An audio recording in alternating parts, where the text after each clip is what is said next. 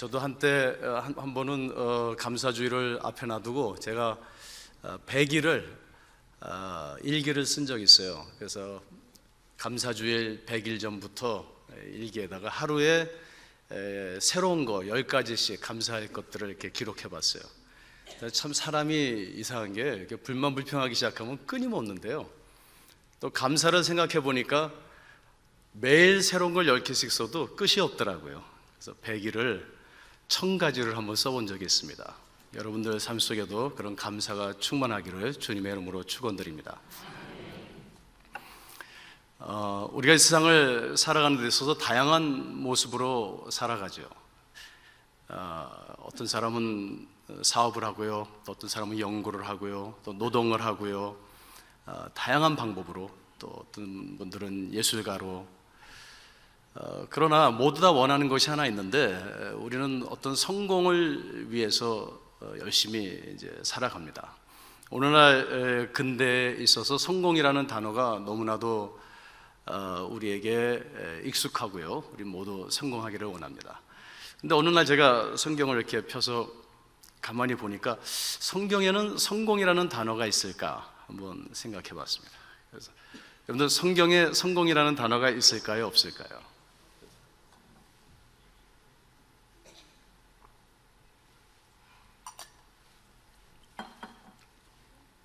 신약에 이렇게 찾아보니까 성공이라는 단어가 없더라고요. 있을 수도 있겠어요. 여러분도 혹시 찾으시면은 저한테 알려주시면 제가 짜장면 한 그릇 꼭 사드리겠습니다. 신약에 성공이라는 단어가 success, 그죠? 찾아봐도 없어요. 헬라어로 찾아봐도 없고 영어로 찾아봐도 없고. 구약에 성공이라는 단어가 있을까? 또 찾아보니까 몇 군데 나와요. 뭐 success 아니면 뭐 성공 이렇게. 근데 그 어원을 찾아보니까 히브리어의 어원은 전혀 다른 의미로 기록되어 있는 걸 볼 수 있습니다. 지혜롭게 살라 뭐 그런 의미예요. 그러니까 성공이라는 단어가 없어요. 그래서 왜 그럴까 한번 고민을 해보니까 제 생각에 아마 우리가 생각하는 성공하고 또 하나님께서 생각하시는 성공은 너무 다른 것 같아요. 그래서 하나님께서 의도적으로 아마 성공이라는 단어를 여기다가 기록 안 하신 것 같습니다. 과연 우리에게 성공이 무엇일까요? 저는 개인적으로 성경을 이렇게 공부하고 읽으면서 오늘 예수님께서 하신 말씀이요, 마음과 뜻과 성품을 다하여 하나님을 사랑하고 그리고 내 이웃을 내 몸과 같이 사랑하라. 그것이 성경에서 말하는 성공이 아닐까 생각해 봤어요. 그래서 우리가 어떻게 할 수 있냐면 이 사도 요한을 보면요, 그는 세상에서 성공하고자 어떤 정치적 권력을 자기가 취득하고자 아주 열심히 예수님을 따라다녔죠. 근데 그의 그 노후에 예수님 이제 부활하신 예수님을 만나고 그 다음에 많은 그 귀한 복음의 사역을 감당하면서 나중에 그 요한일서 3장 23절을 기록하시는데 그 요한 사도 요한의 맨 마지막 그 노후에 기록한 그 부분이죠. 요한일서 3장 23절에 가보면 이렇게 그가 기록하고 있죠. 이것이 그의 계명이니 그의 아들 예수 그리스도의 이름을 믿고 그리고 서로 사랑할지니라. 하나님을 사랑하고 이웃을 사랑하는 것이 하나님 보실 때는 성공한 삶이라는 것입니다. 저는 오늘 여러분들에게 감사주를 앞에 놔두고 우리가 어떻게 하나님께 감사할 수 있을까? 어떻게 우리 이웃에게 감사할 수 있을까? 하나님을 사랑하고 이웃을 사랑함으로 우리가 감사할 수 있음을 잠시 나누고자 합니다. 저희 어머니 아버님이 연세가 90이십니다. 외국에 나가신 지 48년이 되셨습니다. 그래서 지금 저기 미국 뉴저지 남부에서 살고 계시는데요, 연세가 많으세요. 그러니까 뭐 몸이 힘드시죠. 그래도 거의 매년 제 아내가 감사한 거는 저희 아버님 어머님을 이렇게 모십니다. 그래서 4월이면은 한국에 오셔서 한 달 정도, 어느 때 2달 이렇게 같이 지내시고 또 돌아가세요. 그러니까 90이시니까 비행기 타시기도 힘드시죠. 그래서 1년 내내 이렇게 누워 계시다가 4월만 되면 부활하십니다. 그래서 저는 부활을 믿어요. 근데 우리 아버님 어머님, 저는 제가 아들 하나고 딸 넷인데 우리 아버님은 독자시고 또 우리 어머님은 이북에서 이렇게 내려오셔서 외삼촌하고 두 분이신데, 외삼촌은 딸이 7이에요. 그래서 제가 어렸을 때 자라날 때 자그마치 딸만 12이 있는 집안에서 자라나가지고 사랑을 많이 받았습니다. 우리 한영이 그래서 이게 까진 거예요. 그런데 제가 한국에 오면서 이제 연세가 많으신 어머니 아버님을 두고 이렇게 올래니까 마음이 굉장히 부담이 되더라고요. 근데 한국에 오자마자 우리 아버님 어머님 바로 옆집에 미국 아주 30대 젊은 부부가 이사 왔어요. 요만한 애가 좀 어린 애 셋을 데리고 이사 왔는데 그 젊은 부부가 와서 우리 아버님이 이렇게 미국에는 이게 잔디밭이 크잖아요. 잔디 깎으시려고 하면은 또 와서 도와주고 잔디를 다 깎아주고 또 겨울에 눈이 오면 그 눈 매번 쳐야 쉬운 게 아니거든요. 와서 눈도 쳐주고 뒤에 이렇게 펜스가 망가지면 와서 다 고쳐주고 아들 노릇을 너무 잘하는 거예요. 그래서 제 기도는 주님 오신 날까지 옆집에서 이사 가지 마옵소서예요. 제가 너무 감사해가지고 미국에 가가지고 우리 아내하고 그 옆집에 그 젊은 부부를 초청해서 식당에 갔어요. 식당에 가가지고 식사를 대접하면서 너무 고맙다고 그랬더니 그분이 이렇게 얘기하세요. 제가 예수 믿는지 모르고 우리는 예수 믿는 사람인데요, 저희는 요한일서 3장 23절을 삶의 모토로 가지고 살아갑니다. 그것이 뭐냐면은 이것이 하나님의 뜻인데 그의 아들 예수 그리스도의 이름을 믿고 그리고 서로 사랑할지니라.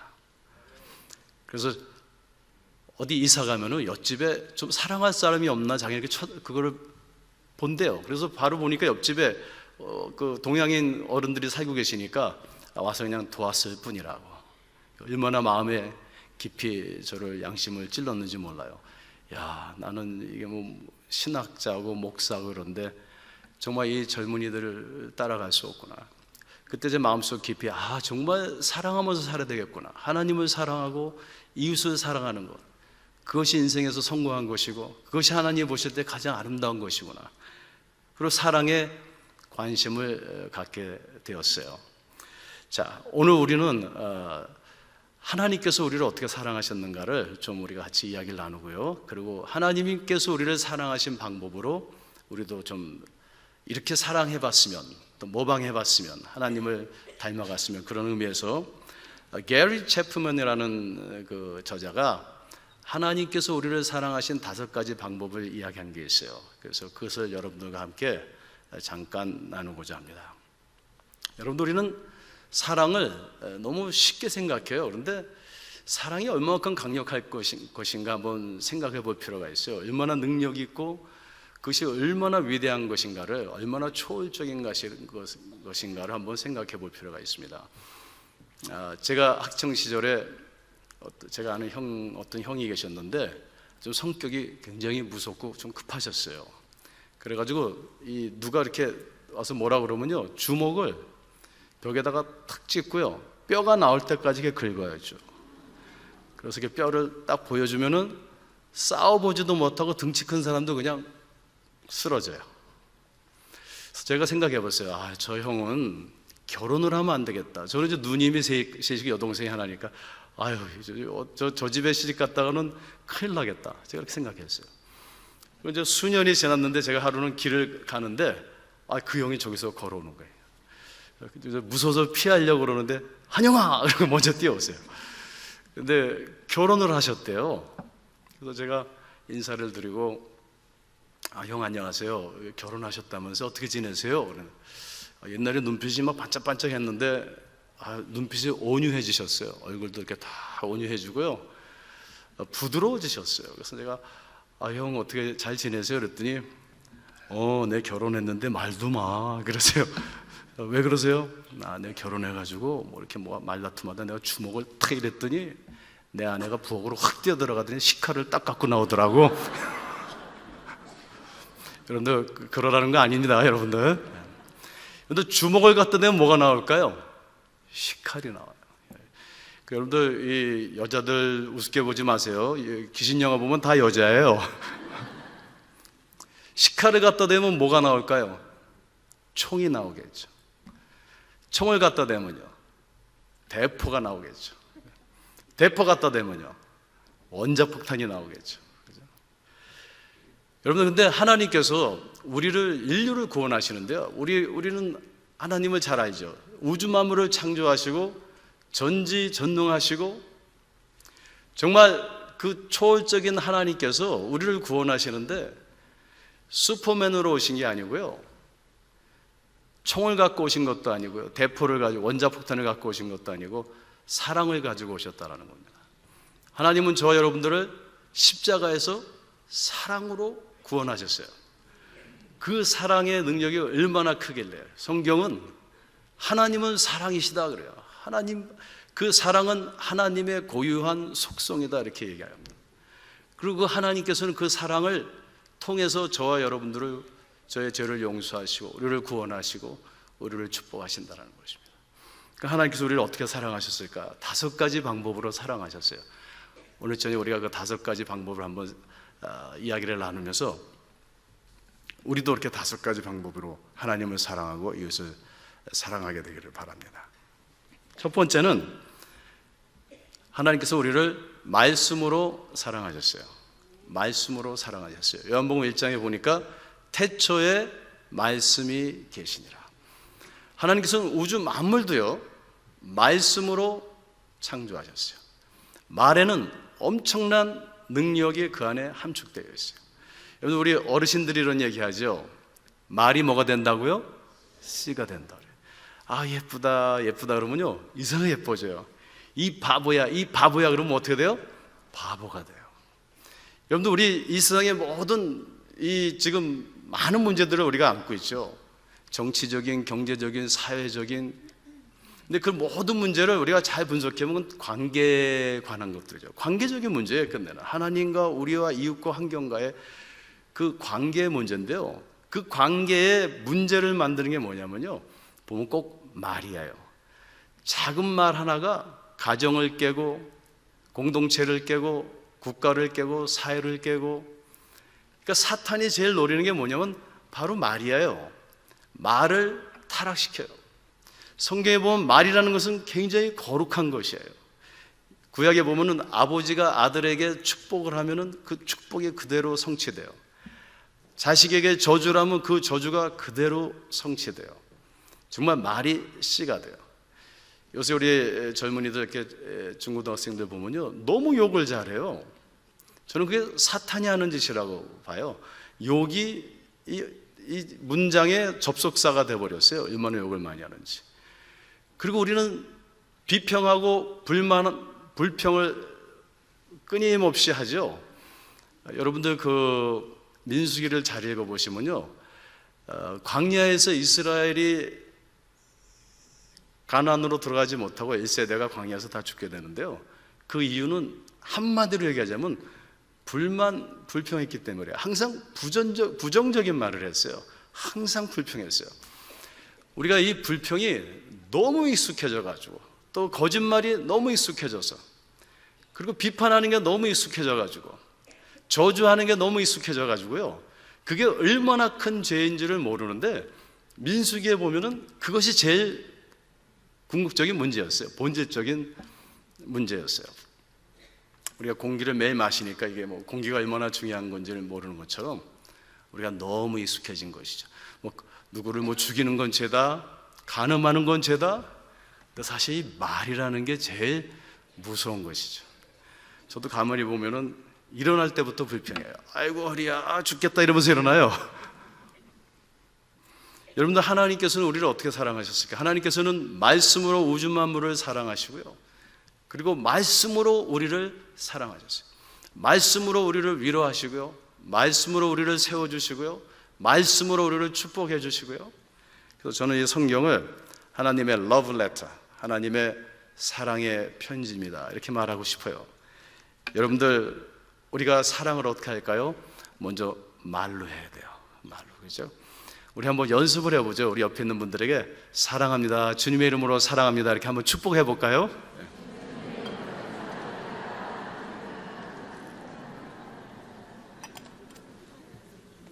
우리 목사님도 계신데, 목사님 사랑합니다 우리 한번 해볼까요? 목사님, 목사님도 또 사랑합니다 이렇게 얘기하시죠. 이 말이 얼마큼 중요하냐면요, 제가 딸이 하나 있어요. 저는 우리 집 다 딸이니까 우리 아버님이 야, 너는 좀 애를 좀 많이 낳아라. 그래, 그렇게 얘기하셨어요. 그래서 제가 결혼하자마자 우리 아내한테 여보 우리 애를 한 5을 낳읍시다. 그래서 이름을 미리 다 적어놨어요.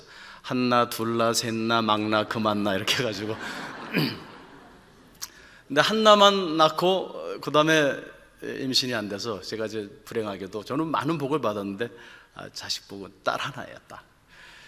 근데 얘가 태어났을 때요, 저는 이제 그 병원에서 일하다가 신대원을 가게 됐고요. 제 아내는 대학을 졸업하고 이제 의과대학원을 가게 됐어요, 미국에서.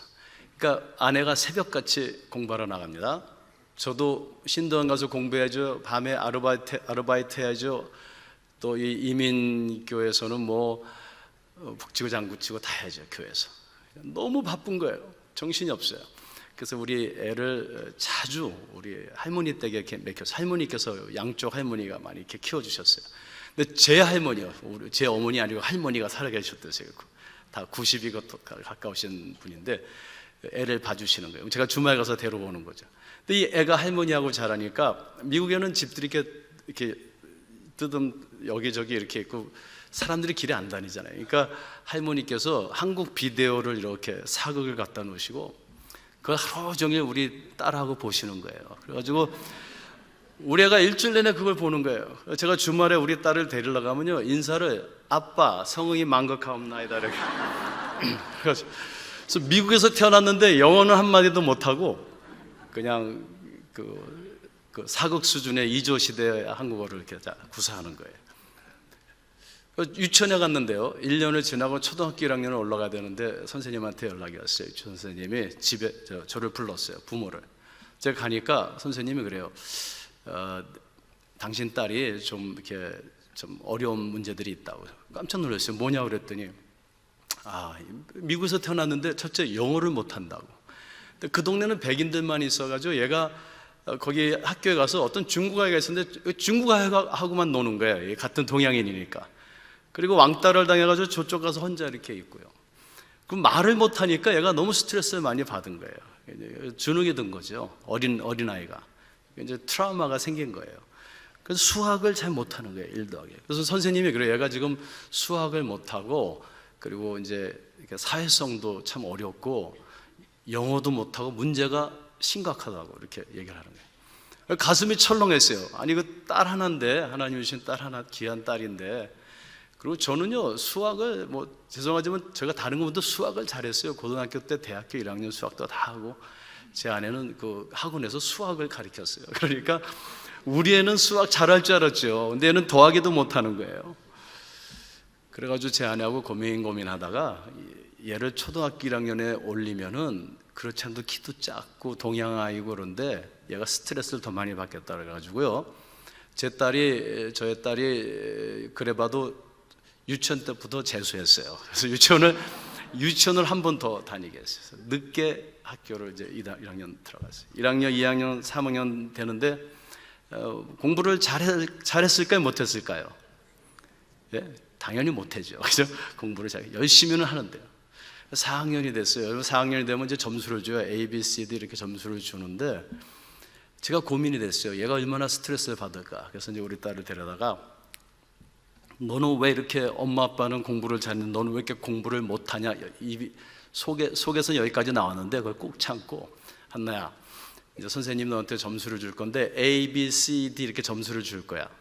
근데 A, B, C, D가 뭐냐면 비타민 A, B, C, D야. 그러니까 비타민은 여러분들 골고루 먹어야 돼, 하나만 먹어야 돼요? 골고루 먹어야 돼. 그럼 비타민 골고루 먹어야 돼. A만 먹으면은 이거 뇌가 파괴돼. 그러니 D만 먹으면은 콜레스테롤이 올라가 몸에. 그러니까 너 A 먹나야 되고 놀지도 마. 이상한 아이들이야. 그러니까 알았어, 오케이 그래요. 그래서 속에도 없는 말을 한 거죠. 얘가 점수를 받아오는데요, 이렇게 딱 들고 집에 들어와요. 아빠 비타민 C 이러고 들어와요.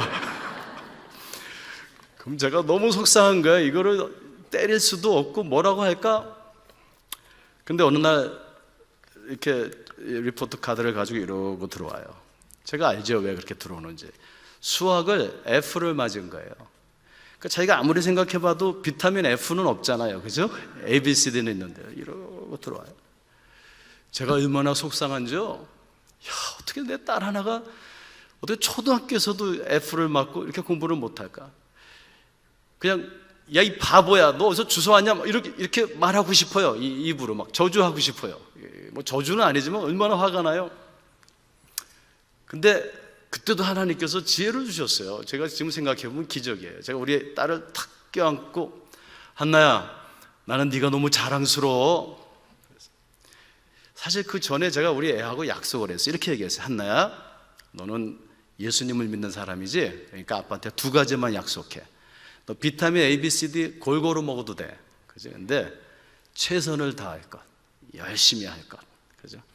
여러분, 열심히 하다가 점수 안 나오는 거 할 수 없잖아요.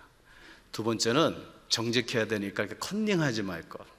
컨닝, 치팅 그렇게 하면 안 돼. 그러면 괜찮아. 그럼 네가 마음대로. 얘가 아주 굉장히 밝아졌어요. 자유함을 얻고. 너무 자유함을 얻어가지고 이제 F를 맞아가지고 온 거예요.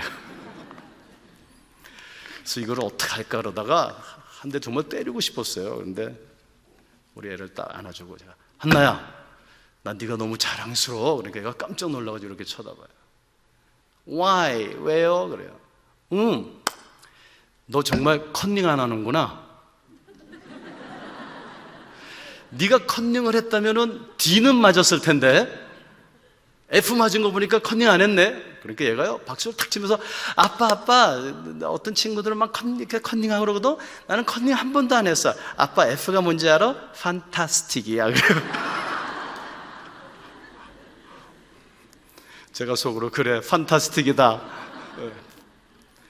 점점 크면서 이제 공부를 조금씩 뭐 열심히 해요. 우리 애는 뭐든지 열심히 해요.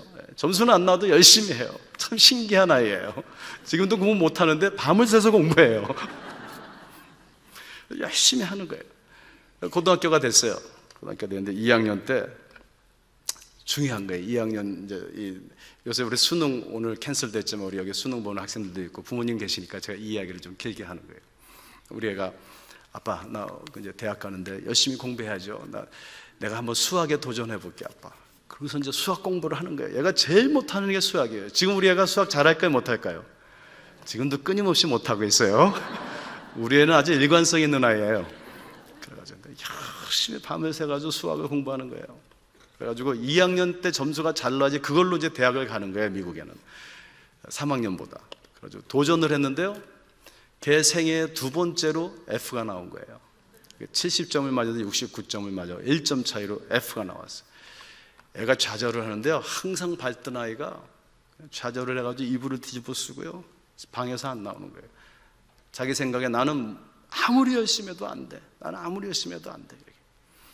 이렇게. 교회를 갔는데 우리 아내가 옆에서 눈물을 또 이렇게 흘리고 있어요. 예배 보는데. 예배 끝나고 이렇게 돌아오는데, 왜 이렇게 울었어? 그랬더니, 아빠, 제가 오늘 회개했어요. 무슨 회개? 우리가 한나한테 그랬잖아요. 너는 하나님이 만드신 피조물이고 그 자체로 우리는 너를 사랑하고, 너는 정직하게만 살면 돼, 열심히만 하면 돼, A, B, C, D 골고루 뭐. 그거 다 거짓말이었잖아요. 우리가 속으로는 너 이 자식, 너 공부에 이렇게 못해, 너는 꼭 성공해야 돼, 너는 A 맞아야 돼, 너는 좋대.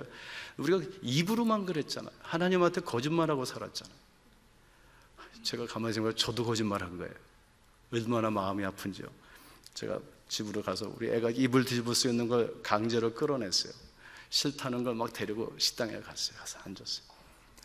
한나야, 아빠가 오늘 너한테 셀레브레이트 하러 왔어. 그래. 아빠, 셀레브레이트가 뭐야? 그래. 네가 C를 맞았으면 셀레브레이트, 축하하는 건데 F를 맞았으니까 셀레브레이트야. 그랬더니, 아빠 나 그 지금 유머가 필요 없어. 막. 근데 너 어떻게 F를 맞았니? 그랬더니, 저기 요번에 이 시험이 너무 중요해가지고 어떤 친구가 답안지를 어떻게 가지고 왔는데 나한테도 그게 완전 난 찢어버렸어. 아빠, 나는 한 번도 컨닝한 적이 없어. 그래, 너무 고맙다. 아빠는 너한테 회개할 게 있어. 아빠가 너한테 항상 그랬지, 뭐 A, B, C, D 정직하게 살고 뭐 최선을 다하고. 그거 다 거짓말이었어. 사실은 아빠가 속으로는 너를 막 욕하고 저주하고 그랬는데 입으로만 그런 거야. 근데 네가 요번에 F 안 맞았으면은 엄마 아빠는 평생 거짓말하고 살았을 거야. 그럼 너한테 정말 오늘은 진심으로 감사해. 그리고 오늘은 정말 너를 축복하는 거야. 그리고 너에 대해서 아빠는 너무 자랑스러워. 네가 그렇게 정직하게 해서 F를 맞았으니까 얼마나 감사해. 그러니까 얘가요, 얼굴이 환해지더니요, 자유함을 느끼는 거예요. 그러더니 점점점 사람이 밝아지고요, 어른들하고 얘기를 해도 어디 가나 우리 애는 칭찬받아요. 사랑받고요, 사람들은 어려운 사람들에게 잘 돌보는 아주 성숙한, 뭐 공부는 좀 못해도요, 아주 참 멋있는 아가씨로 커가는 거예요. 근데 그 일이 있은 다음부터 그 삶에 막 기적이 일어나는 거예요. 3학년 때 이제 학교에서 총학생회장을 뽑는 거예요. 그러니까 미국 아이들이요, 그 총학생회장 되려고 그게 되면 이제 대학도 좋은 데 가고 그러니까 막 팀을 만들어가지고 3팀이 나왔어요. 백인 아이들 3명이. 그래가지고 팀을 만들어서 3개월 동안 막 캠페인을 하고 그러는데, 일주일 남기고, 투표 일주일 남기고 담임 선생님이 우리 딸을 이렇게 불러가지고 아마 색깔을 좀 맞추려고 했나 봐요. 백인 남자애 3명이 나왔으니까 동양인이고 여자고 키도 째고 막 이러니까 색깔을 좀 맞추려고 우리 애를 불러서 일주일 전에, 팀도 없는데 너 총학생회장 거기에 한번 나가봐 그랬어요. 우리 애는 그대로 믿을까요, 안 믿을까요? 얘는 듣는 대로 믿어요.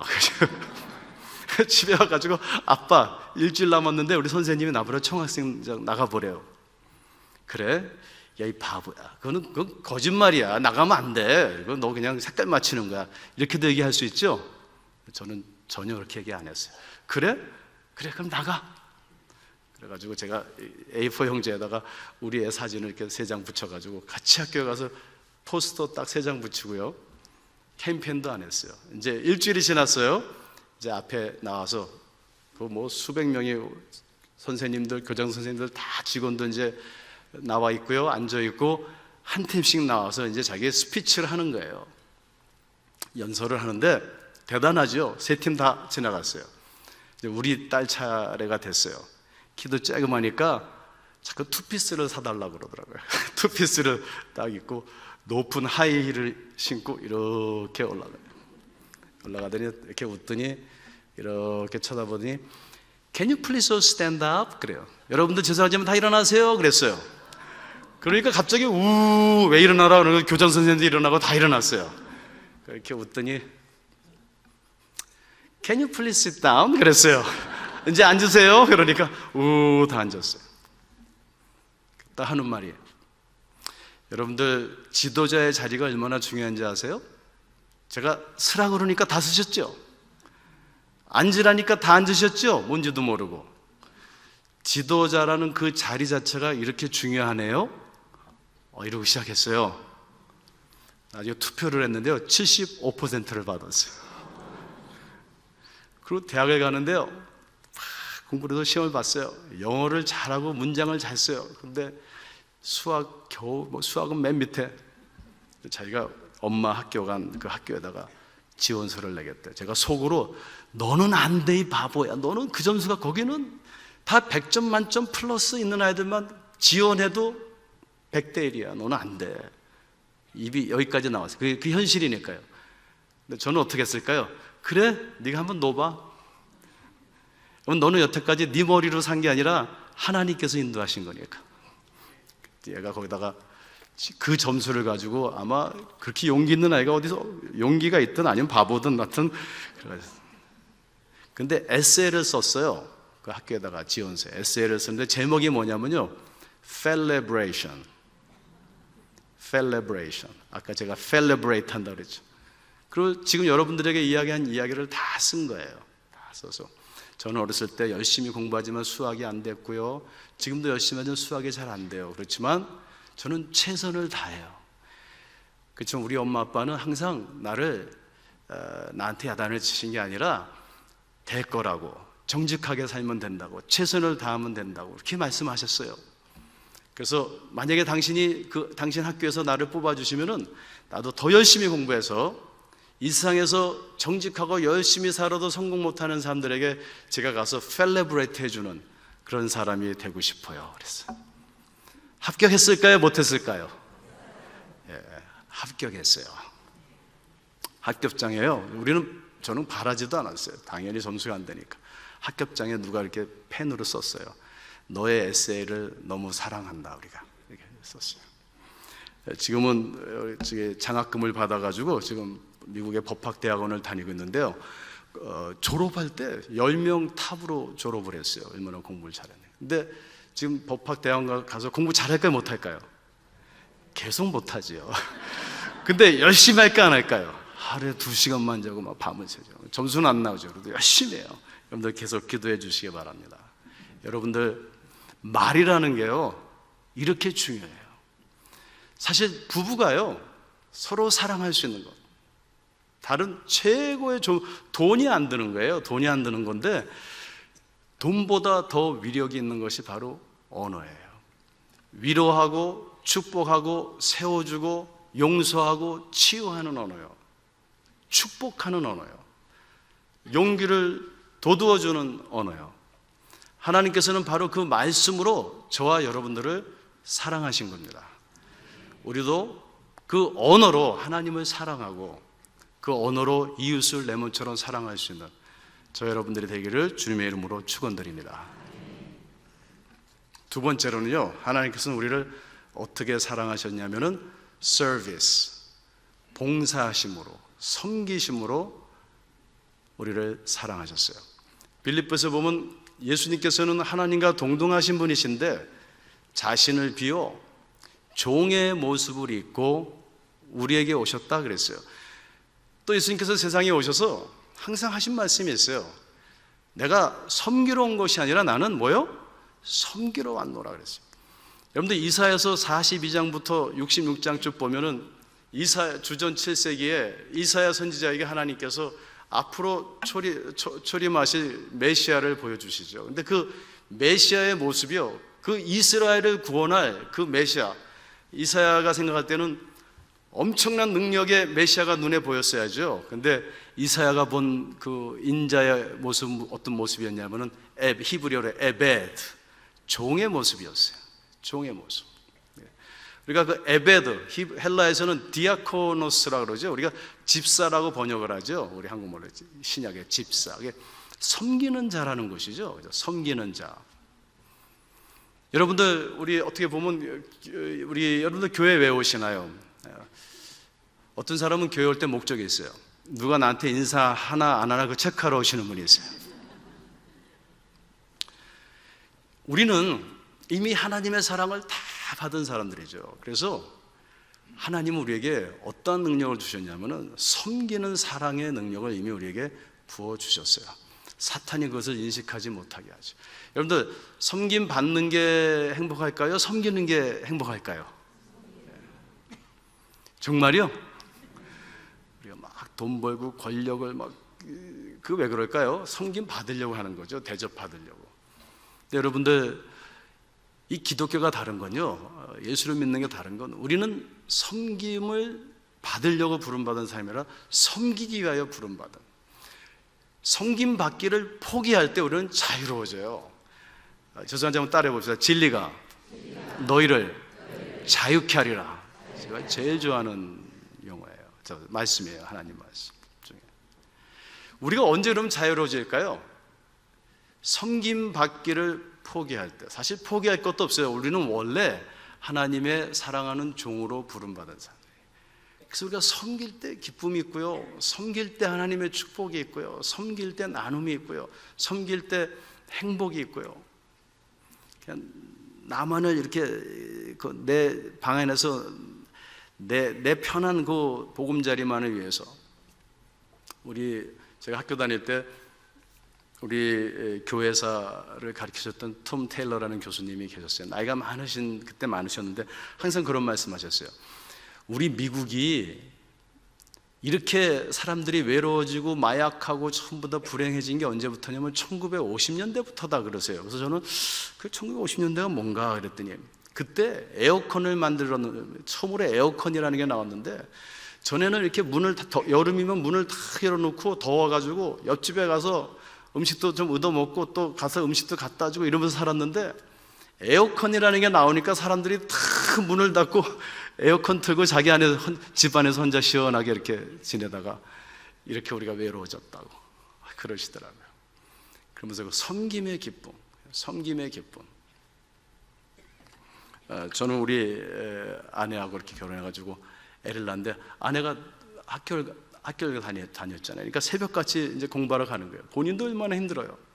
근데 저도 너무 힘든 거예요. 뭐 그냥 신학대학원 가서 공부해야죠, 아르바이트 해야죠, 일해야죠, 교회 가서 봉사해야죠, 또 뭐 아기도 봐야죠, 음식도 해야죠. 뭐 그래서 제가 하루는 하도 힘들어가지고 기도를 했어요. 하나님, 아내를 돕는 배필로 주셨다 그러는데 돕기는커녕 이게 지금 이게 어떻게 된 겁니까? 그때 하나님께서 제 마음속에 내가 내 아내를 돕는 배필로 줬어. 돕는. 그러니까 네가 다 하고 아내는 돕는 거야. 네가 설거지하고 아내는 돕고, 네가 빨래하고 아내는 돕고, 네가 청소하고 아내는 돕고. 맞아요, 틀려요? 여자들만 다 이러시고 지금 남자들은 그냥 지금. 그래서 제가 그때 깨달았어요. 아, 그게 돕는 거구나. 그래서 제가 뭐 어렸을 때부터 집에서 이 손가락 하나 이렇게 부엌에 가서 이렇게 물에다 대본 적이 없이 자랐잖아요. 그래서 책방에 가서 요리책을 사왔어요. 5권. 지금도 우리 집에 있어요. 5권짜리. 수십 년을 제가 보관하고 있어요. 그래서 그 요리책을 1페이지부터 연구하면서 2년 동안 요리를 해봤어요. 참, 얼마나 재밌는지요. 그때 습관을 잘못 들여가지고 저희 집은 요리하면 제가 다 해요. 우리 아내하고 딸은 제일 싫어하는 게 뭔지 아세요? 식당 가자예요. 아빠가 해주면 안 돼? 제가 제일 좋아하는 프로그램이 뭔지 아세요? 냉장고를 부탁해요. 냉장고를 부탁해 보면은 15분 만에 해야죠, 막. 저는 딱 보면서 저건 내가 한 8분이면 하는데. 우리 아내한테 항상 얘기하죠. 네가 가서 먼저 봉사해. 어디를 가든지 네가 먼저 팔을 올리고 섬겨. 그것이 참된 성공이야. 섬기는 것. 여러분들 마음과 뜻과 성품을 다해서 하나님을 섬기시고 여러분들의 가정과 이웃을 섬기시기를 주님의 이름으로 축원드립니다. 내 아내가 왜 나를 안 섬겨주나? 내 자식이 왜 나를 안 섬겨주나? 내 남편이 왜 나를 안 섬겨주나?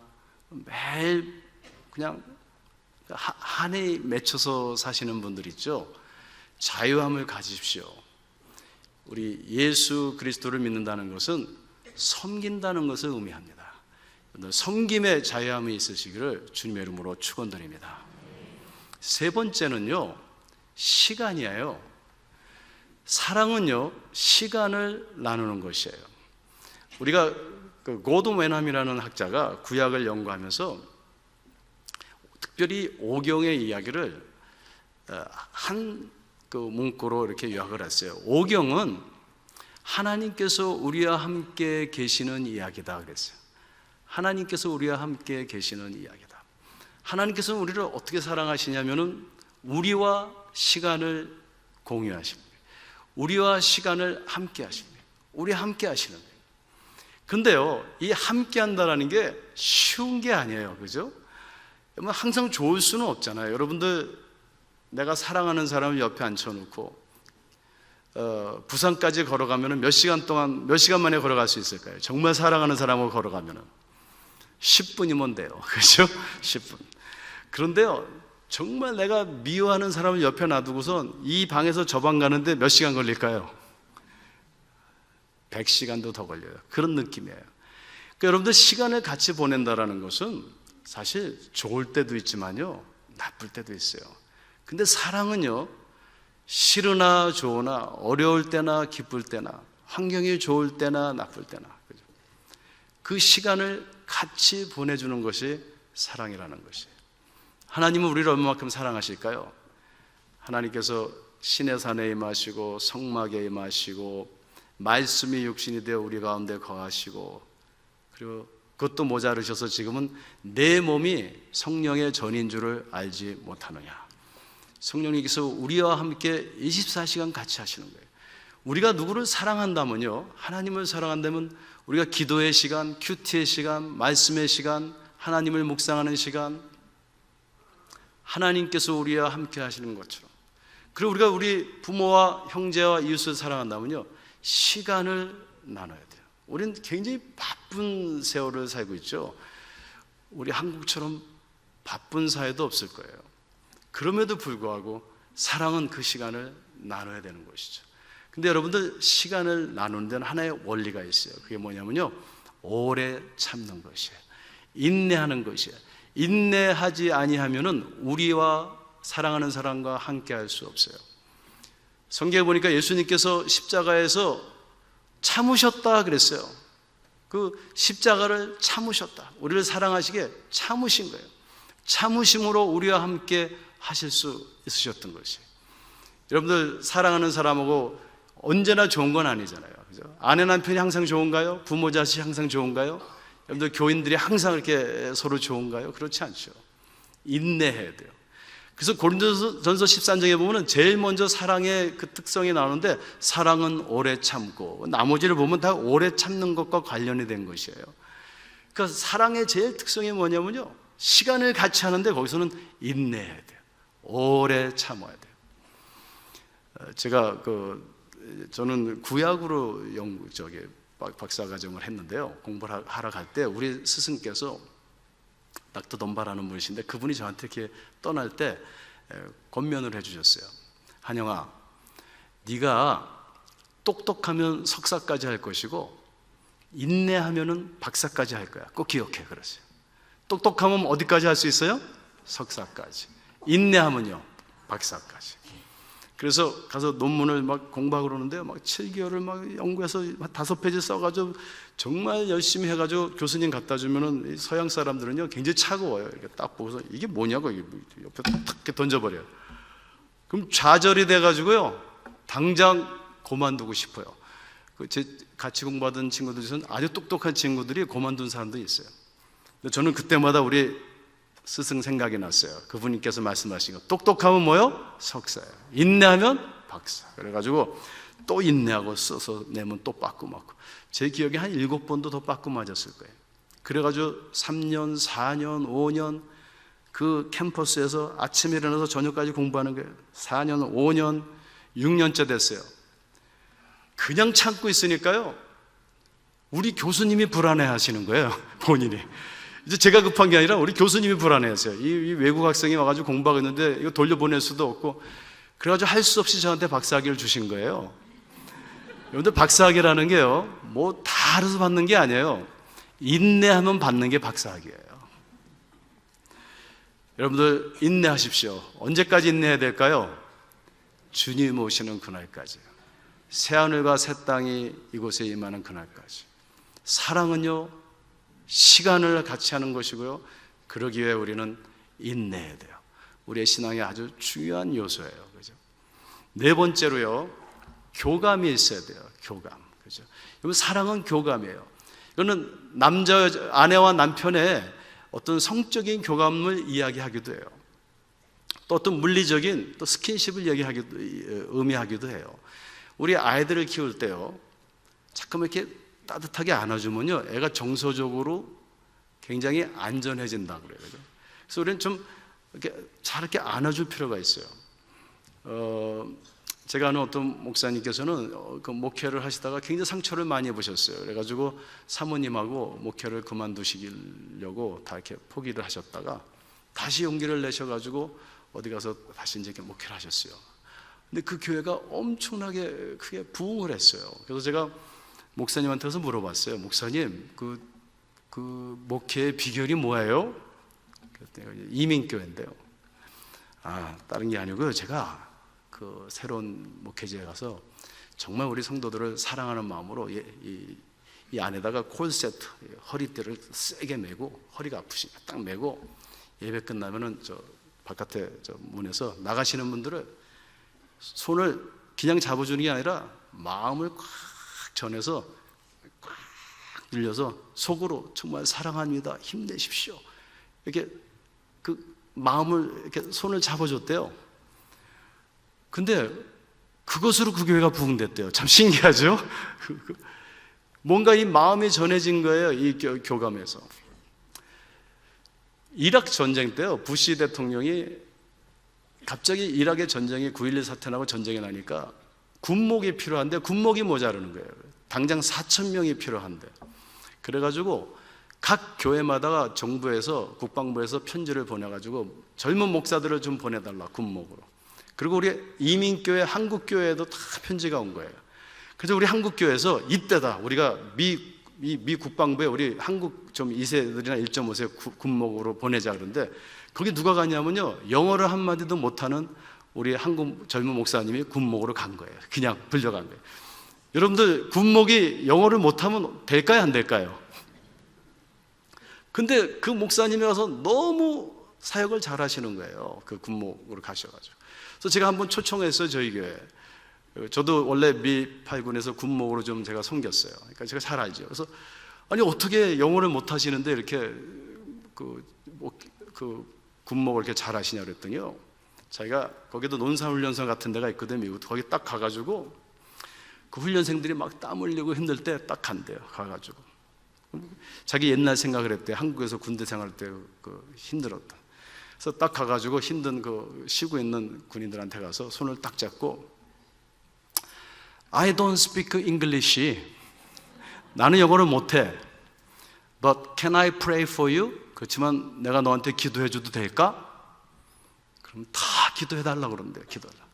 그러면요, 그 군인들을 꽉 잡고 한국식으로 주여 삼창을 한대요. 주여 삼창하고 눈물을 흘리면서 그냥 막 가슴을 다 이렇게 해가지고 그 군인을 막 붙잡고요, 막 기도해주면요, 그 친구는 못 알아듣는데 콧물 눈물 다 흘리고요. 그래가지고 이 군인들이 나중에 제대해가지고 고향에 가가지고 자기네 교회 다 초청해가지고 지금 이분 부흥회 다니고 계세요, 미전국에. 뭘까요? 교감이에요. 그죠? 교감. 이게 꼭 이 어떤 육체적인 교감을 의미하는 게 아니고요, 이것을 우리 다른 말로 말하자면 사랑은요, 공감하는 것이에요. 너는 왜 이래? 너는 왜 이래? 이게 아니에요. 그죠? 내가 너를 이해할 수 있겠어. 내가 네 상황에서 생각해 보니까 네가 맞아. 네가 오라. 그러니까 예수님께서 우는 자와 함께 울고 웃는 자와 어떻게 해요? 함께 웃어라. 이렇게 공감이에요. 저는 한 번은 인턴 때 병원에서 이렇게 길을 걸어가는데 복도를 퇴근을 하는데 병원에서요, 저쪽 방에서 입원실에서 우는 소리가 나요. 신음하는 소리가. 옛날 같으면 그냥 지나가는데 저희 누님이 암에 걸리셔가지고 그때 고통받을 때 제 누님이 암에 걸리니까 남의 아픔을 알겠더라고요. 그래서 그 방에 들어가 봤어요. 그랬더니 소년이 한 13살 먹은 소년이요, 이 암이 이렇게 다 퍼져가지고 여기 튕겨나와 여기 튕겨나와 눈 뒤에서 암이 눌려가지고 눈알이 바깥으로 이렇게 튕겨나와. 그래서 이렇게 보고 집에 왔어요.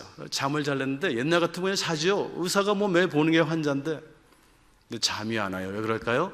공감이 있기 때문에 그래요. 얼마나 힘들까? 우리 누나도 힘든데 그 가족이 얼마나 힘들까? 경제적으로 또 얼마나 힘들까? 그래서 밤에 10시가 넘었는데 다시 옷을 갈아입고 다시 갔어요. 가가지고 복도에 가서 그 병실에 이렇게 들어갔더니 애가 너무 아파하고 있어요. 제가 이렇게 붙잡고요, 우리 누나 이야기를 해줬어요. 내가 네 담당 의사는 아닌데 우리 누나도 굉장히 아프단다. 너처럼 지금 암으로 굉장히 힘들어하고 있어. 근데 힘내. 그럼 너 지금 사실 이렇게 암이 다 퍼졌는데 혹시 죽더라도 예수님을 영접하면, 제가 한 번도 전도해 본 적이, 그 전까지 한 번도 전도해 본 적이 없어요. 그런데 갑자기 이 마음에 그 사랑이 가니까요, 예수님 이야기가 나오는 거예요. 성령 충만한 거예요.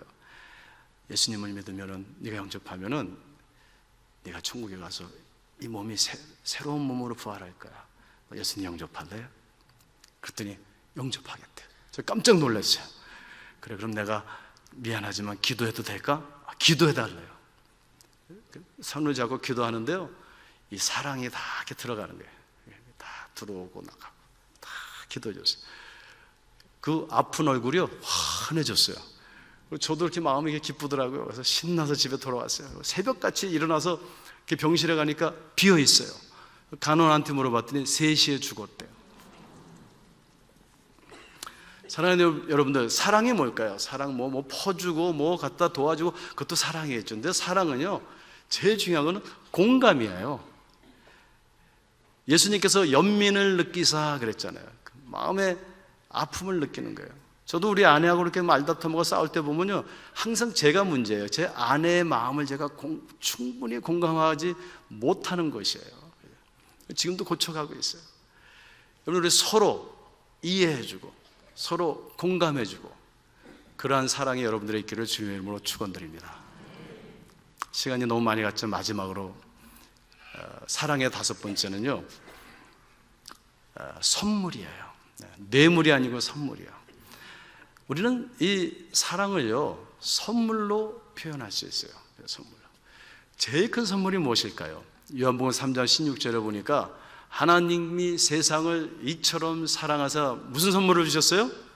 독생자를 주셨어요. 자기의 생명을 주는. 뇌물이 무엇일까? 뇌물은요 나의 생명을 주되 두 배로 원하는 것이죠. 그렇지만 이 사랑의 선물이라는 건요 아무 조건 없이 나의 생명을 주는 것이에요. 전도서 11장 1절부터 3절에 보면 내 떡을 강물에 던져라. 그 내 빵을 강물에 던지라는 건 내 생명을 강물과 같은 곳에, 강물과 같은 사람들에게, 근데 강물 지나가는 거잖아요. 떠내려가는 거잖아요. 내 자식도 떠내려가는 거고요, 내 부모님도 떠내려가는 거고요, 내 교인들도 떠내려가는 거고요, 뭐 나를 사랑하는 사람 같지만 그 사람도 떠내려갈 사람이에요. 그럼에도 불구하고 거기다 내 빵을, 내 생명을 던져라. 내가 도로 찾으리라. 이렇게 전도서 11장에, 사실 전도서의 결론장이에요. 우리가 하나님께서는 강물과 같은 저 여러분들에게 자신을 던져주신 것이죠. 제가 어떻게 목사가 됐는지 조금 간증하고, 오늘 시간이 많이 지났는데 괜찮은가요? 죄송합니다. 한 50분에 끝내야 되는데 시간이 다 지났어요. 저는 우리 집에 딸 넷이고 저 아들 하나예요. 근데 우리 셋째 누님, 제가 넷째예요. 셋째 누님하고 저하고 고등학교 때 타주에 가서 하숙을 했어요. 그래가지고 대학교 공부를 같이 했어요. 근데 우리 누님은 정말 열심히 공부를 했어요. 보면은 성격이 딱 앉으면 뭐 10시간이고 12시간이고 정말 안 움직이고 공부하는 그런 성격이었어요. 저도 이제 열심히 해서 이제 월반을 해가지고 비슷하게 같은 대학을 들어갔어요. 근데 우리 누님이 얼마나 공부를 잘하는지, 우리가 생물학 클래스를 같이 하는데 우리 교수님 별명이 마기 할머니였어요. 그 마기 할머니께서 매일 C만 주는 거예요. 근데 우리 누님이 A를 맞았어요. 저는 C 맞았고. 공부를 잘해요. 그래가지고 이 백인 아이들이 우리 누나를 너무 좋아하는 거예요. 막 데이트하려고 막 벌떼처럼 몰려들고, 그래서 제가 막 버디가드 하러 다니고 막 그랬어요. 그리고 누님이 나중에 이제 결혼을 했어요. 제 타주에서 같이 살다 보니까 제가 우리 누님들하고 별 관계 이렇게 친하게 안 지냈는데, 항상 따로 지냈는데, 이 셋째 누님하고 저하고는 특별히 정말 오랜 세월을 같이 지냈기 때문에 너무 친한 친구가 된 거예요. 결혼을 했는데 우리 누님은 참 신앙도 좋고 믿음도 좋고 아주 사람이 아주 고상하고 예쁘고 그랬어요. 근데 저는 뭐 신앙도 없고 뭐 그냥 막 살았죠. 근데 누님이 결혼하고선 임신을 하고 싶은데 임신이 안 되는 거예요. 그러니까 자꾸만 뭐 잠깐 병원도 자주 가고 막, 근데 임신이 안 돼요. 1년 2년 자꾸 지나니까 스스로 자꾸 우울증이 걸리는 거예요. 그래가지고 점점 이제 우울증에 걸리는데, 어느 날 저도 이제 걱정을 많이 했죠. 전화가 왔어요. 한영아, 나 임신했어. 그래요. 제가 얼마나 기쁜지요. 제가 임신했는지 알았어요. 그래서 어떻게 된 거냐니까, 내가 하나님께 100일 기도를 드렸는데 100일 기도 딱 끝나자마자 캘리포니아에 계신 시어머니께서 또 전화가 오셨는데, 병원에 가서 체크해보라고, 새벽 기도 하는데 하나님께서 며느리에게 애를 주셨다고 막 이렇게 환상을 보시고 그랬다고. 그래서 누나가 가서 체크를 해보니까 임신을 한 거예요. 그래서 자기 하나님께서 애를 주셨다고. 저는 속으로 그건 하나님이 주신 게 아니라 맨스하고 14일째 되면 이렇게 임신이 되는 거예요. 의학적으로 이제 딱 이야기를 하고 그냥 뭐 다 그렇게 갖다 마치고 뭐 하나님이 하셨다 그러고. 그리고선 저도 기뻤죠. 3개월쯤 됐는데 저하고 누님하고 한 1000km 떨어진 데서 살았어요. 전 다른 주에서 전화가 왔어요. 한영아, 나 지금 도끼로 칼로 이 두 다리를 자르는 것처럼 아파. 그럼 빨리 병원 가야지. 아니, 병원 가기 전에 네가 와서 한번 봐줘. 그래요. 그래서 제가 주말에 토요일날 비행기를 타고 갔어요. 그래서 딱 보니까 누워 있는데요, 어찌할 바를 몰라요. 아파가지고 어찌할 바를 몰라요. 제 생각에 척추에 암이 있나 그런 생각이 들었어요. 의학적으로. 아무 이야기를 안 하고 누나 내일 월요일날 꼭 대학병원에 가서 꼭 체크하고 나한테 연락해줘. 그래서 이제 비행기를 타고 왔어요. 누님이 월요일날 병원 갔다 전화가 왔어요. 한영아, 내가 병원 갔는데 의사 선생님이 이게 지금 자궁이 이렇게 뭐 커가지고 뒤를 눌려서 척추를 눌려서 이렇게 아픈 거래. 괜찮대. 사실은 그건 괜찮은 게 아니고 오진을 한 거예요. 척추에 암이 생긴 거예요. 그러니까 앞에서 배는 불러오고요, 이 암덩어리가 이 척추를 뼈를 깨면서요, 엉덩이 뼈를 부러뜨리면서 척추신경을 눌리는 거예요. 여러분들 이빨 신경 눌리는 것도 아프죠? 척추신경은 손가락만한 것들을 이 암이 먹어가면서 생뼈를 부러뜨리는 거예요. 근데 얼마나 아프겠어요? 근데 우리 누님은요, 병원을 안 간 거예요, 자기가. 그리고 그냥 참고요. 이건 하나님이 주신 애기다. 그러니까 우리가 신앙을 잘못 이렇게 해석하면요, 이렇게 무식하면 안 돼요. 여러분들 아프면 의사도 하나님께서 만드신 거 아니에요. 병원 가야죠. 근데 우리 누님은 이 애가 하나님이 주신 거기 때문에 특별하다, 나는 참는다. 모성애가 뭔지요? 8개월이 될도록 참았어요. 그냥 쓰러지고 울고, 우리 매형이 가서 애 지어버리자, 병원 가자면 아니라고, 난 좀만 참으면 된다, 좀만 참으면 된다고. 8개월이 돼가지고 갑자기 그냥 다 거의 혼 상태에 들어가서, 그때 에머전시에 가서 사진을 찍으니까요, 척추하고 두 다리만 남고 이 가운데 뼈가 다 부셨어요. 그리고 이 암이 배. 그래서 애를 빼내니까 핏덩어리로 나왔는데 또 걔가 살았어요. 걔는 살았어요. 그 누나는 그냥 혼 상태로 들어갔는데요, 얼마나 아파하는지요. 메타돈이라는 그 마취약을 막 놓줘도요, 10mg만 놓어도 괜찮은데 100mg씩 놓줘도 그냥 비몽사몽간에 그냥 아파하고 소리를 지르고 막 온몸에 전기가 오니까 막 이게 막 떨면서 어찌 할 바를 모르는 거예요. 그래서 의사들하고 회의를 하는데요, 의사들도 이런 일이 도대체 일어날 수 있냐고. 그때 뉴저지에 있었어요. 근데 우리 의사들이 저를 불러요. 회의를 했어요. 자, 우리가 볼 때는 일주일을 못 살 것 같으니까 오래 살아봤자 2주일 살 거다. 그러니까 이 너희 누나를 일단 호스피스로 보내자. 보내는데 일단 이 통증을 없애야 되니까 통증을 없애는 방법을 찾자. 약 갖고는 안 되니까. 그래서 2가지를 이야기했어요. 하나는 레이저로 이 목 척추 쪽을 이렇게 잘라가지고 밑으로 아무것도 못 느끼게 이렇게 해서 통증을 없애는 방법이 하나 있고, 또 하나는 그냥 전체 마취를 시켜가지고 이렇게 한 4일쯤 되면은 폐가 스톱되니까. 그래서요, 전체 마취를 하기로 하고,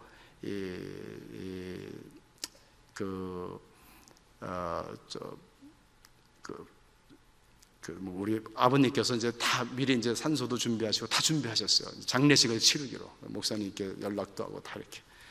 4일 있으면 죽을 거니까. 그리고 7월 4일 날 그 독립기념일이거든요. 아침에 마취를 하기로 했어요. 근데 7월 3일 날 밤에 제가 먼저, 우리 아버님이 좀 가족들 다 같이 모으자 그래서 제가 먼저 병원에 가게 됐어요. 가가지고 우리 누나 있는 그 방에 이렇게 들어가는데요, 조금 전까지 막 혼상태했던 누님이 침대에 딱 앉아 있는 거예요. 근데 제가 문을 열자마자 제 눈에 뭐가 보였냐면요, 마귀 둘이 누나 양쪽에 딱 서 있는 거예요. 얼굴은 늑대 얼굴이고요, 눈에는 이렇게 빛이, 광이 나오고요, 몸은 여자예요. 저를 딱 쳐다봐요. 순식간에 보이는 거예요.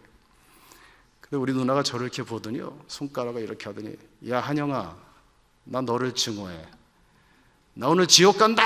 그래요. 제가 너무 놀라가지고요, 그 방에서 도망 나왔어요. 도망 나와가지고 바깥에 있는 간호원에게 저 안에 이상한 사람들이 있다고 좀 도와달라고 막 이러니까요, 그 미국 간호원들이 저한테 calm down, Dr. Lee, calm down. 그래. 진정하시라고. 용기를 내서 다시 들어갔어요. 들어갔더니 누나가 앉아 있어요. 막 삿대질하고 저한테 욕을 하는데 우리 어머니, 아버님, 할머니가 들어오셨어요. 제가 너무 무서워가지고 그 침대 옆에 그냥 주저앉았어요. 우리 할머니께서 오시더니 누나를 딱 잡고 막 기도를 하세요. 제가 너무 급해가지고 하나님 우리 누나 좀 살려주세요. 그럼 제가 꼭 목사 될게요. 그때 기도 잘못해가지고 제가 이렇게. 그러니까 여러분들 급할 때 함부로 기도하지 마세요.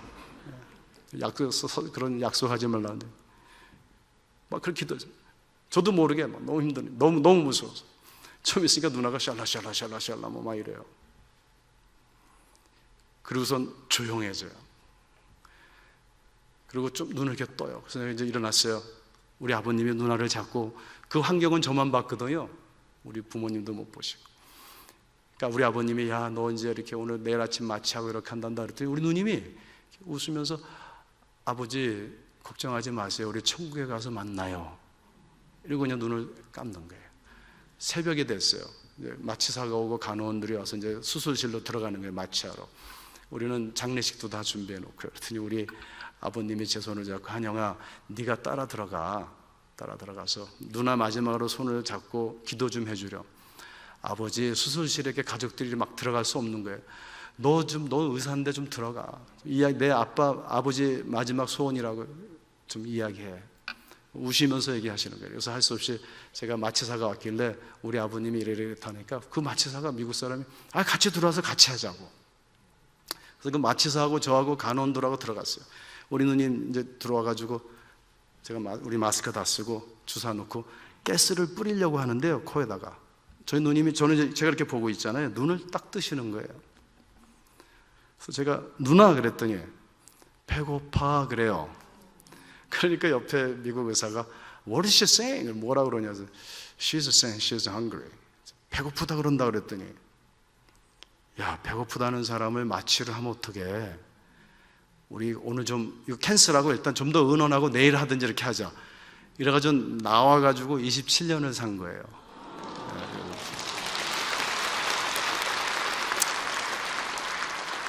27년을요 참 고통 가운데 살았어요. 너무 아파가지고요. 정말 기적이죠. 죽지 않고 암덩어리가 딱딱해지기 시작하고, 근데 여기다가 대변 빼내죠, 소변 빼내죠, 다리 1년이면 6개월은 들어가 있죠. 그런데요, 그 몸을 가지고 한영아, 나는 2주일 살 거다 그랬지. 그러니까 내가 마지막으로 소원이 하나 있어. 뭐야 누나, 나 저기 교회 가서 화장실 좀 청소하게 해줘. 그래서 우리 매형이 누님을 얻고 화장실에 갔어요. 교회 화장실을 그냥 반짝반짝 빛나게 이렇게, 워낙 성격이 가끔 그 몸을 가지고 쫙 해놨어요. 일주일이 지났는데 안 죽는 거예요. 살 수 없이 또 갔어요. 그날 또 갔어요. 27년을 화장실을 청소했어요. 우리 매형이요, 저 같으면 우리 누나하고 몇 년 못 살 것 같아요. 근데 27년을요 꼬박 대변 소변 다 받아내고 얻고, 그 사랑해주고 성경 구절을 붙여주고, 너무 힘들죠. 그래도 얼마나 최선을 다하는지요, 얼마나 사랑하는지요. 그러니까 막 부부싸움 누가 하고 그러면 우리는 이렇게, 당신들 이렇게 사지가 멀쩡한데 왜 사랑해도 모자른데 왜 이렇게 싸우냐고. 우리는 이 몸을 가지고도 이렇게 살아가는데. 매형이 그 누나를 이렇게 다 봐주고, 저희 누님이 그 몸을 가지고 이렇게 통역도 해주러 다니고, 감옥에 갇힌 분들 가서 또 음식도 해다 드리고. 한때는 루게리병에 걸린 여자가 있었어요. 이 목 밑으로는, 머리는 멀쩡하지만 못 움직이죠. 근데 우리 누님은 본인도 못 움직이니까 이렇게 눈으로 서로 소통하는 거예요.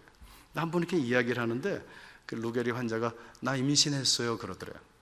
그 우리 누님이 그 의사한테 얘기해 주니까 그럴 리가 없는데, 검사해 보니까 정말 임신했어요. 그런 일도 있었어요. 그리고 이렇게 누구 그 사회복지 같은 거 돈 타라 이제 가면 우리 누님이 와서 통역해 주면요, 우리 누님은 오줌 주머니 똥주머니 다 차고 휠차 타고 가면은 그 사회 그 소셜 하는 분이 그런데요, 누가 타러 왔냐고 돈을. 그리고 사랑으로 우리 아버님이 그러시더라고요. 제가 신학책 같은 거 많이 쓰고 그러니까 너 그런 책 쓰지 말고, 저희 아버님 한 20페이지 보내주셨어요. 본인이 쓰셔가지고 네가 여기다 이걸 가지고 쓰라. 책의 제목은 이런 사람도 있다. 이런 사람이 누구예요? 그러니까 네 매형이지. 그래. 그리고 누나를 이렇게 사랑해 줬어요. 그러니까 제가 1년 기다려도 안 죽지요, 2년 기다려도 안 죽지요, 3년 기다려도 안 죽지요. 그래서 할 수 없이 제가 약속해서 목사가 된 거예요. 그리고 제가 마지막으로 책을 써서 우리 누나한테 보내줬더니 27년째 될 때 우리 누님이 이렇게 그 책을 미국에서 읽고 전화가 왔어요. 한영아, 정말 감사하네 하나님께. 나 이제 죽어도 되겠네. 그리고 일주일 후에 돌아가셨어요. 그 딸이 지금 결혼해서 잘 살고 있어요. 아들도 낳고 저 캘리포니아. 그 핏덩어리가 지금 다 이제 결혼을 하고. 여러분들, 우리는요, 가난해도 사랑할 수 있어요. 부해도 사랑할 수 있고요. 건강해도 사랑할 수 있고요. 건강하지 않아도 사랑할 수 있어요. 환경이 좋아도 사랑할 수 있고요. 환경이 나빠도 사랑할 수 있어요. 근데 그 사랑은요, 하나님의 사랑을 경험한 사람만 사랑할 수 있어요. 하나님이 보실 때는 누가 성공한 자냐면요, 사업에 성공한 사람이 성공한 게 아니에요. 건강한 사람이 꼭 성공한 건 아니에요. 그렇다고 우리가 뭐 사업 실패하자, 건강하자, 그 말을 제가 하고자 하는 거 아니고요. 정말 우리 기독교의 본질이 무엇인가를 저 여러분들이 이 시대에 깊이 한번 고민해 봐야 된다는 것입니다. 우리는요, 어떠한 상황에서도 사랑할 수 있는 그런 능력을 우리에게 하나님께서 주셨다는 거예요. 왜냐하면 하나님께서 먼저 그렇게 우리를 사랑하셨기 때문입니다. 저는 여러분들 오늘 이번 감사주일을 맞이해서 감사를 어떻게 할 것인가? 사랑하십시오. 하나님을 사랑하시고, 여러분의 아내와 남편을 사랑하시고, 부모님을 사랑하시고, 교우들을 사랑하시고, 이웃을 사랑하시고, 이 땅의 고아와 과부와 나그네들을 사랑하시는 그런 여러분들과 교회가 되기를 주님의 이름으로 축원드립니다.